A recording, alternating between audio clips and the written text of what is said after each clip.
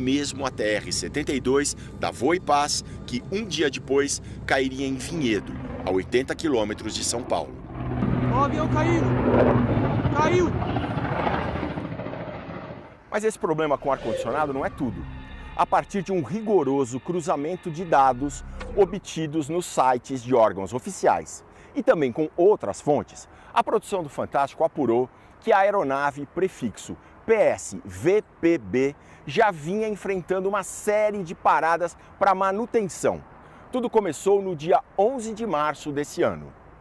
Naquele dia, depois de o ATR viajar de Recife para Salvador, um relatório oficial descreveu problemas no sistema hidráulico durante o voo e também um contato anormal da aeronave com a pista na hora do pouso. O Fantástico apurou que esse contato anormal foi um choque da cauda do avião com a pista e que essa batida causou um dano estrutural à aeronave, segundo foi relatado no sistema de manutenção da empresa. O problema hidráulico em qualquer aeronave, seja um ATR, seja um Boeing, seja um Airbus, ele é altamente significativo. Teve danos para que tipo de correção foi efetuada pelo grupo Voipaz na sua manutenção para disponibilizar a aeronave a voo? A aeronave ficou estacionada na capital baiana por 17 dias, até 28 de março, quando voou para passar por consertos na oficina da Voipaz, em Ribeirão Preto. O avião só voltou a voar comercialmente no dia 9 de julho, mais de 3 meses depois. A rota era Ribeirão Preto para Guarulhos. Segundo o Fantástico apurou, houve uma despressurização em voo. No mesmo dia, o ATR retornou para Ribeirão Preto, onde ficou parado mais 4 dias para reparos. No dia 13 de julho, finalmente retomou as atividades, até cair na sexta passada. Pode ser um fator contribuinte? Pode. Okay? Porque não é possível uma aeronave que tem um dano estrutural ser liberada para voo. Isso a investigação agora vai verificar, né? Tem que verificar. Outro ponto importante a ser analisado é a presença de gelo na rota.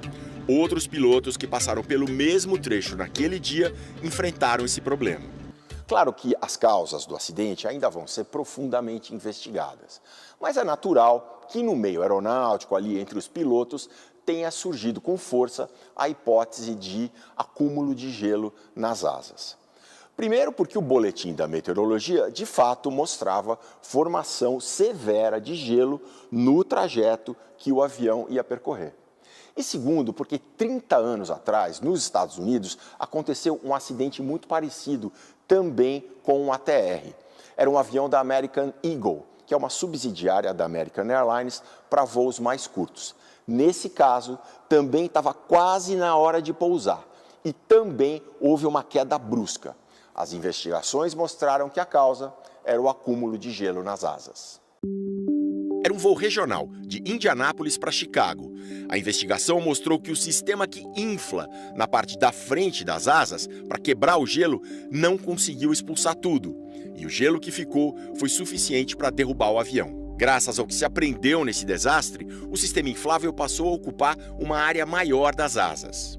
É tipo uma proteção de borracha, que é tipo um balão. Ele vai inflando e quebra o gelo. Ele infla e quebra.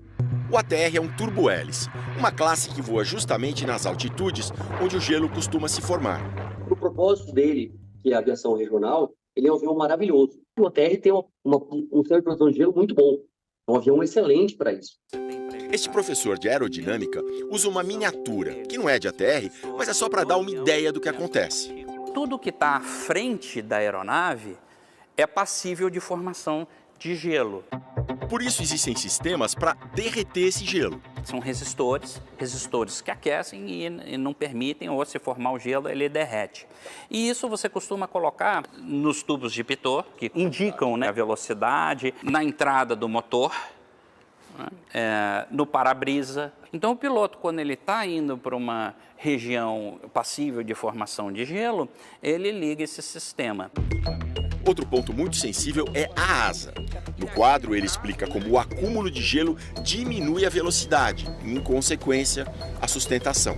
O professor desenhou um corte lateral da asa e vai mostrar como o gelo se forma na bordinha da frente. Essa região aqui é crucial para você conseguir ter sustentação em toda a asa.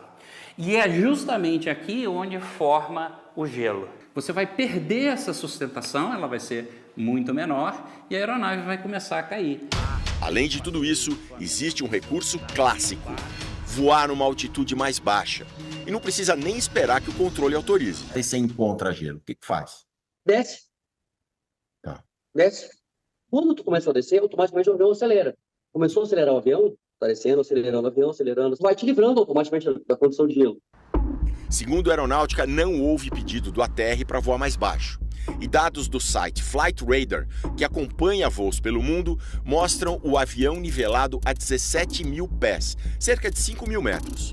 Um pouquinho antes da queda, ele baixa bruscamente para 16.700 pés. Volta de repente para 17.200 e então cai. O avião entrou em parafuso chato, do jeito que aconteceu ali, ele não tinha o que fazer mais. Na linguagem da aeronáutica, se diz que a aeronave caiu em parafuso chato, depois de sofrer um stall, que é a perda de sustentação. No caso do ATR, ele tem uma diferença em relação aqui ao nosso modelinho, que os estabilizadores horizontais não estão presos aqui à fuselagem, eles estão presos ao estabilizador vertical. Que diferença isso causa numa situação de stall ou de iminência de stall? Quando você fixa ele na fuselagem, você tem uma estrutura muito mais robusta. Você pode fazer ele mais leve, porque você vai garantir que os esforços aqui vão aguentar. Quando você tem uma empenagem em T e você tem uma configuração de stall, você está mais passível a não conseguir a recuperação do que se você tivesse uma empenagem convencional. A todos esses dados mais técnicos se somam informações sobre os métodos da empresa Voipaz e também da antecessora, a Passaredo. Depois da pandemia, os tripulantes têm percebido níveis de fadiga ainda maiores. Os relatos mais recentes da Passaredo, com relação à área de manutenção, são por conta dos sistemas de ar-condicionado que vinham apresentando algumas precariedades. Ex-funcionários fazem críticas à manutenção. A empresa colocava a segurança segundo e terceiro plano, visava mais o lucro. A gente tinha um avião que a gente apelidava de Maria da Fé, porque só voava pela fé. Não tinha explicação de como um avião daquele estava voando. O comandante Rui Guardiola, pioneiro dos aviões ATR no Brasil, voou 15 mil horas nesse modelo de aeronave. Trabalhou só um mês na Passaredo, hoje Voipaz. Foi em 2019. Bem pouco tempo. Mas de uma situação inusitada, ele nunca se esqueceu, justamente no botão que aciona o sistema antigelo. O problema foi detectado no nível de aquecimento de um dos sistemas. A solução encontrada pela manutenção foi a colocação de um palito de fósforo, ou sei lá, um palito de dente. Eu vi com esses olhos que a terra há de comer. É sempre importante lembrar que as investigações sobre o desastre em Vinhedo ainda estão no começo e que novos dados, principalmente das caixas pretas, podem mudar o rumo das apurações. Mas, por enquanto, pelo que o Fantástico ouviu dos especialistas, as hipóteses principais, de uma maneira bem geral e simplificada, são as seguintes. Por algum motivo técnico, os pilotos não perceberam o acúmulo de gelo na asa e seguiram voando na mesma altitude até perder sustentação. Os pilotos notaram o acúmulo de gelo, mas os procedimentos seguidos não resolveram e o avião perdeu sustentação. Além da questão do gelo, pode ter havido algo relacionado ao dano estrutural que os mecânicos detectaram em março passado.